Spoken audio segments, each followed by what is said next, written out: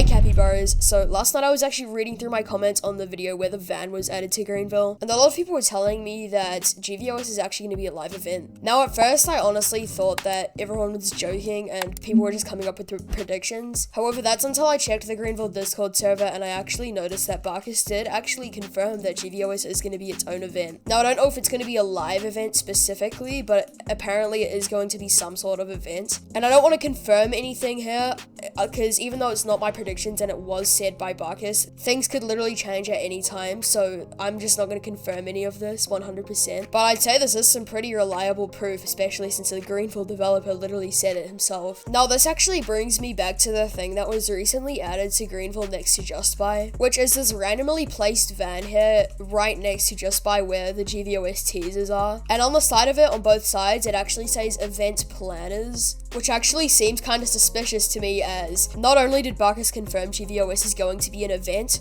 however, we literally got this thing in-game that says event planners on it, which literally indicates to me that we're probably going to get some sort of event with this GvOS update. And it also brings me to think even more that GvOS is going to be coming in one of the really close updates coming soon, most likely, as we've already gotten this GvOS X pair sign at Just Buy and also at Verwire, but now we've also gotten this event planners van, and it would honestly make zero sense to me why they would add all this stuff into the game if it wasn't coming sometime next update or in a future update from now that's really close to release. So yeah, it's honestly very interesting, but I honestly don't know how Greenville is going to incorporate like a GvOS event into the game. Now in all honesty, I don't think it's going to be a live event necessarily, but here's what I think they might end up doing. So I honestly think at the Verwire and Just Buy stores, they're probably going to put out tents and stuff at the front of the buildings and stuff.